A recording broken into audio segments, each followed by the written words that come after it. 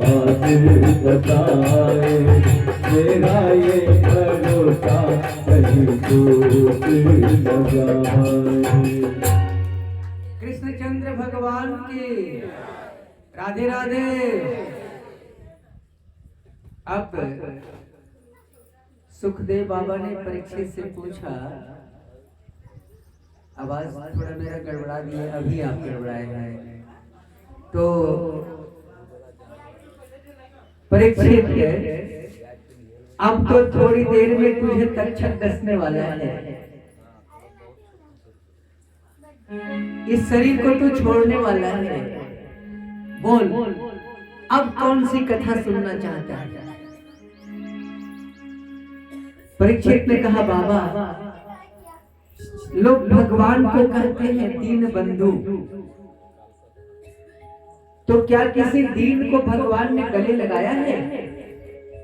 और यदि लगाया है तो जरा कथा सुनाओ। तब सुखदेव बाबा कहते हैं, परीक्षित एक ब्राह्मण थे और ब्राह्मण का इतना पद गिनवा दिए सुखदेव जी कि नाम कहना भूल गए। कैसे ब्राह्मण? परम पवित्र, अभिन्न हृदय, ब्रह्मवेद का ब्राह्मण, ब्रह्मवेद, परम श्रेष्ठ, बैरागी, इंद्रियों से विरक्त, परम शांत, हर स्थिति में प्रसन्न। अच्छा बाबा, इतने गुण ब्राह्मण के अंदर? हाँ परीक्षित, जरा नाम बताओ। अरे नाम सुदामा। अच्छा अच्छा, तो सुदामा से भगवान की मित्रता? हाँ हाँ बाबा, जरा कथा सुनाओ। तब सुखदेव बाबा ने कहा, परीक्षित सुदामा की पत्नी का नाम था सुशीला। और देखिए, सुशीला रूपी सद्ज्ञान से प्रेरित होकर जब सुदामा जैसा भक्त भगवान की चाहत में जब यात्रा करता है, तो द्वारपाल रूपी गुरु भगवान तक पहुंचा देता है। बिना गुरु के कोई भगवान तक नहीं पहुंच सकता। इतनी दरिद्रता थी घर में कि 2-4 दिन से चूल्हे नहीं जले थे। छोटे छोटे बच्चे, माँ भोजन दो, भोजन दो।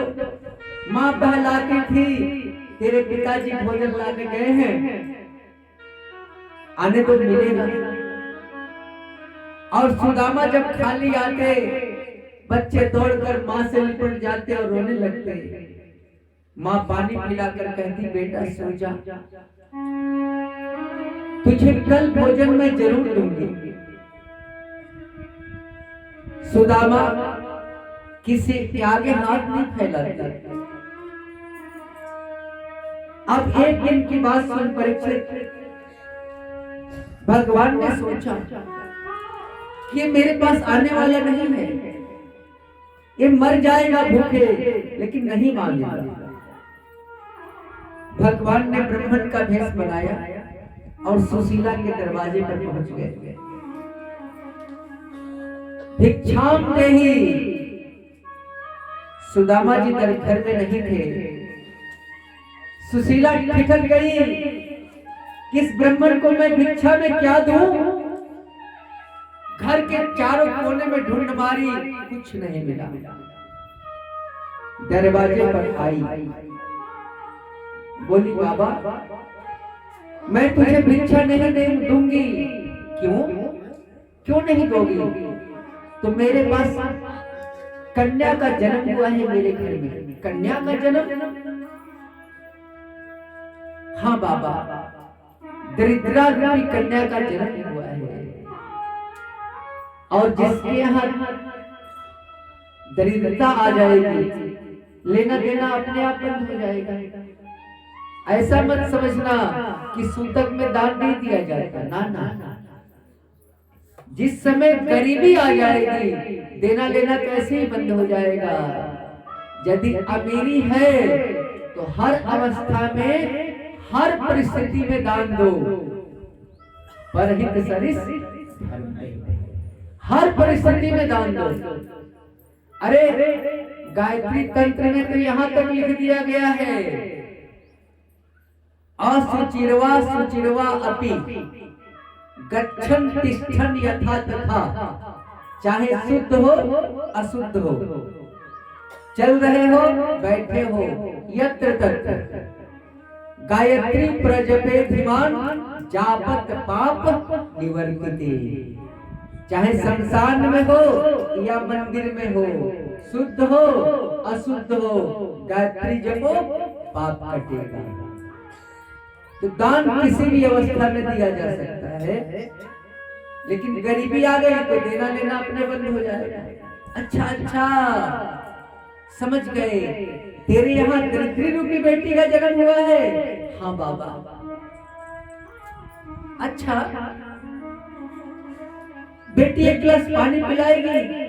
सुशीला दौड़कर पानी पिलाई और संत जिसके दरवाजे का एक गिलास पानी भी पी लेता है तो उसी समय कर्जा चुकता करके जाता है। संत लेके कुछ नहीं जाता, जितना देते हो ना उसका 1000 गुना दे के जाता है। याद रखना, लेके नहीं जाता, देना तो है, देना तो पड़ेगा। जब तक अपने धन से कुछ दान नहीं दोगे, गेहूं का एक दाना खेत में डालोगे तब तो 1000 दाना लोगे। और जिसने दिया नहीं उसने पाया नहीं।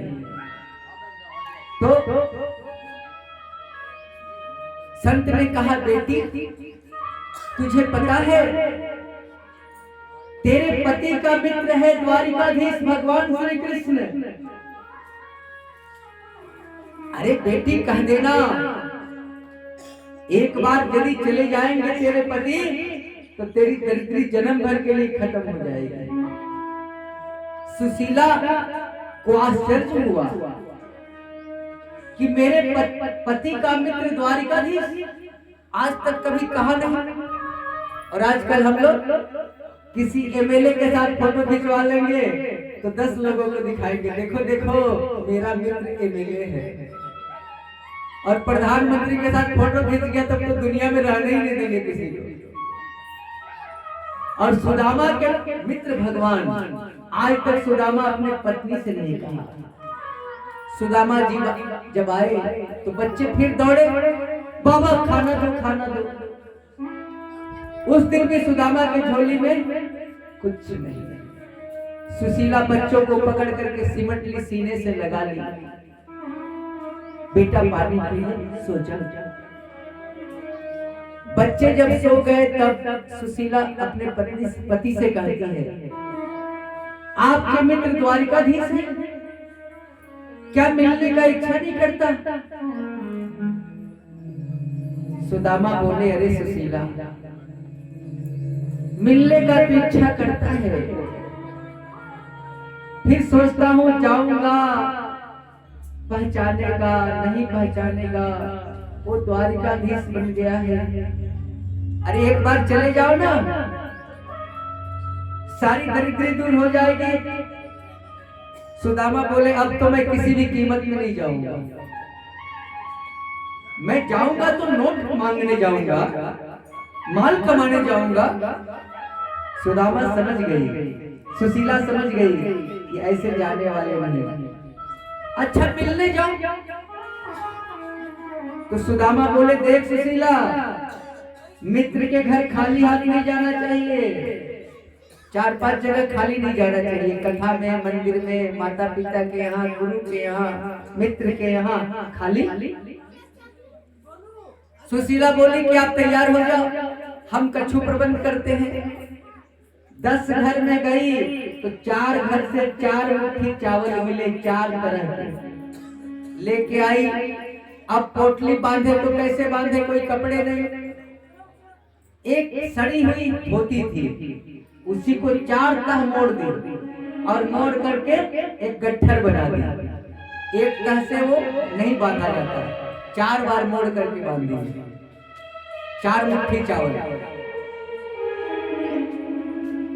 अब सुदामा ने उस चावल की पोटली कांख में दबाई, लकुटिया हाथ में ली, चलने को तैयार हुए तो सुशीला बोली, नाथ यदि आपके मित्र मेरे बारे में कुछ पूछें तो मेरा एक संदेश बता देना। बोल सुशीला, क्या बता दूंगा, तेरा क्या खबर है? तो नाथ इतना ही कह देना, 1 मास द्विपाक में 2 एकादशी होए, मेरे घर गोपाल जो नित्य एकादशी हो। बस यही कह देना। अच्छा सुशीला, कह देंगे। अब सुदामा जी चले द्वारिका के लिए। अनेक कांटे पैर में चुभ गए, चलते चलते फफोले फूट गए, धूल मिट्टी घुस गई। हरे थके सुदामा एक वृक्ष के नीचे बैठ गए। जो तू आए एक पग, मैं आऊं पग 7। पहला पग तो हमें बढ़ाना ही पड़ेगा। यदि भगवान से मदद लेना चाहते हो तो पुरुषार्थ करना सीख लो, भगवान तुझे मंजिल दे देगा। जो तू आए एक पग, मैं आऊं पग 7। सुदामा जी हरे थक के नींद आ गई। भगवान ने सोचा कि अब सुदामा को द्वारिका पहुंचा ही देते हैं, पुरुषार्थ में कमी नहीं रहेगी, मंजिल मिल जाएगी, चिंता मत करना। ये मत सोचना कि जब सारा पैसा हो जाएगा तब ये काम करेंगे, तो न 9 मन तेल होगा न राधा नाचेगी। जितना है उतने में शुरू कर दो, जितना समय मिला उतने में कथा आज हम सुन ही रहे ना, और निश्चित कल्याण होगा। ये चमत्कारी कथा हो रही है, याद रखना। ये कोई साधारण कथा नहीं हो रही है। किसी को अनुभव करना चाहेंगे तो अनुभव हो भी गया होगा। ऐसी कथा दुर्लभ, जो कथा बड़े बुजुर्गों को ये एहसास हो गया होगा, जो ज्ञानी है। ये साधारण कथा नहीं आपके अंदर में। तो भगवान ने क्या किया कि सोए हुए सुदामा को ले जाकर के द्वारिका में पहुंचा दिया। अब लड़खड़ाए सुदामा चल रहे हैं द्वारिका में। एक उधर से मुसाफिर आ रहा था। मुसाफिर से सुदामा ने पूछा, अरे भैया बताओगे अब द्वारिका कितनी दूर है? और राही बोला, बाबा आप द्वारिका में ही तो हो। अरे भैया इतनी जल्दी हम द्वारिका आ गए? अच्छा भैया ये बता, यदि हम ये द्वारिका है तो हमारे कन्हैया कहाँ मिलोगे? राही ने कहा, बाबा कोई मकान नंबर बताओ, कोई गली नंबर बताओ, मोहल्ला नंबर।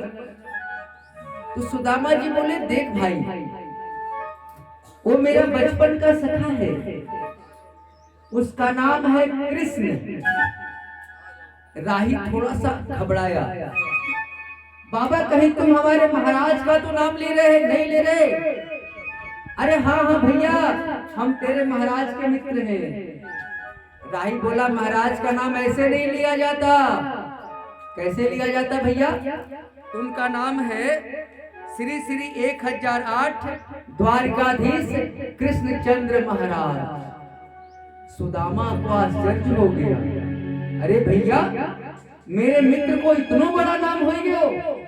अच्छा भैया हाँ बता, ये तेरे महाराज कहाँ मिलेंगे? अरे बाबा ये जितने महल देख रहे हो ना दोनों तरफ, ये सब हमारे महाराज के ही तो हैं।